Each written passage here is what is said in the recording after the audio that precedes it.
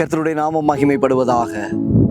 எனக்கு அன்பான தேவ ஜனமே, தேவ பிள்ளைகளே, அந்த நாளிலும் தேவன் உங்களோடு கூட உங்களுடைய தனிப்பட்ட வாழ்க்கையில் ஆண்டவர் இடைப்படுவாராக. நீதிமொழிகளின் புஸ்தகத்திலே 11ஆம் அதிகாரம் 12வது வசனத்திலே நாம் வாசிக்கிறோம், புத்திமானோ தன் வாயை அடக்கி கொண்டிருக்கிறான். ஆம் தேவ ஜனமே, இங்கே நாம் வாசிக்கும் பொழுது அடக்கி கொண்டிருக்கிறான் என்று சொல்லி நாம் பார்க்கிறோம்.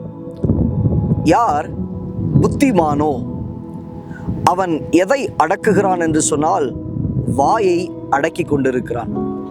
இன்னைக்கு அநேகருக்கு தங்கள் வாயை என்ன செய்வதில்லை, அடக்க முடிவதில்லை. வாயை திறந்துட்டாங்கன்னா மலமலன்னு அருவி கொட்டுறது போல எல்லாத்தையும் கொட்டி விட்டுருவாங்க, எல்லாத்தையும் பேசிடுவாங்க.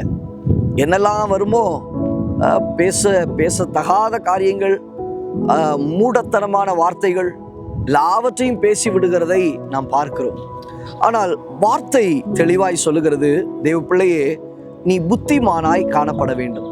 இங்க இருக்கிறதான நீங்கள், இந்த வார்த்தையை கேட்டுக்கொண்டிருக்கிற நீங்கள் புத்திமான்களாய் காணப்பட தேவனாகிய கர்த்தர் உங்களுக்கு கிருபை செய்வாராக. புத்திமானோ தன் வாயை அவன் அடக்குகிறான்.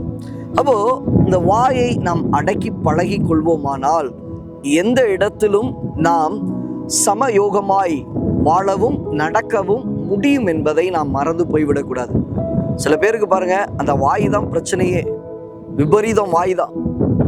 அவர்களாலே ஒரு வீடுகளிலே குடியிருக்க முடியாது.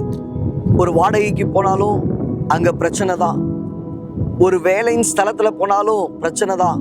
அவசரப்பட்டு வாயை விட்டுருவாங்க, அவசரப்பட்டு பேசிடுவாங்க.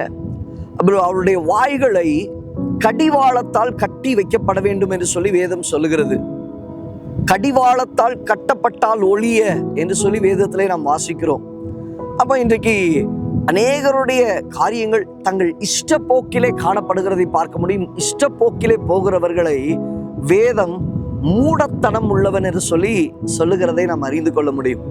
ஆனால் புத்திமானோ தன் வாயை அவன் அடக்குகிறான். இன்றைக்கு தேவ ஜனமே, இந்த வார்த்தைகளை கேட்டுக்கொண்டு இருக்கிற உங்க வாழ்க்கையில ஆண்டவர்கிட்ட கேளுங்க, ஆண்டவரே, என் வாயை நான் அடக்கி கொள்ள, நான் புத்திமானாய் காணப்பட. செல்லுகிற இடத்துல எல்லாம் அவசரப்பட்டு பேசி, குடும்பத்துல சண்டை, நண்பர்கள் மத்தியில சண்டை, வீட்டுல சண்டை, வெளியில சண்டை. ஏன் காரணம் என்ன? என் வாயை எனக்கு அடக்க தெரியல. தேவ பிள்ளையே, கர்த்தருக்குள்ளே நாட்டப்பட்ட நீங்கள் புத்திமான்களாய் காணப்படுங்கள். புத்திமானாய் இருக்கிற உங்களுடைய வாழ்க்கையில் வாயை அடக்கி கொள்வதற்கு தேவனாகிய கர்த்தர் உதவி செய்வாராக. கண்களை மூடி ஜெபிக்கலாமா? நல்ல தகப்பனே, இந்த வார்த்தைகளை கேட்டுக்கொண்டு இருக்கிற பிள்ளைகளுடைய வாழ்க்கை ஒரு மாற்றங்கள் உண்டாகட்டும். தங்கள் வாயை அடக்கி கொள்ளுகிற ஒரு அனுபவத்திற்கு நேராக நண்பர்கள் மத்தியிலா இருக்கட்டும், குடும்பத்திலா இருக்கட்டும், வேலை ஸ்தலமா இருக்கட்டும், வெளியே போய் வருகிற இடங்களிலா இருக்கட்டும், தங்களை ஜாக்கிரதையோடு கூட காத்துக்கொள்ள புத்திமான்களாய் நடக்க உதவி செய்வீராக. தாழ்த்தி ஒப்பு கொடுக்கிறோம் இயேசுவின் நாமத்தில் பிதாவே, ஆமென். ஆம் தேவ பிள்ளையே, கிறிஸ்துவனுடையவர்கள் நீங்கள் புத்திமான்களாய் காணப்படுங்கள். புத்திமான்களாய் இருக்கிறவர்கள் தங்கள் வாயை அவர்கள் அடக்குகிறார்கள். அடக்குகிற இடத்திலே சமாதானம் உண்டு, அடக்குகிற இடத்திலே சண்டைகள் இல்லை, சந்தோஷங்கள் உண்டு. கர்த்தர் உங்களை ஆசீர்வதிப்பார். God bless you. God bless you. God bless you.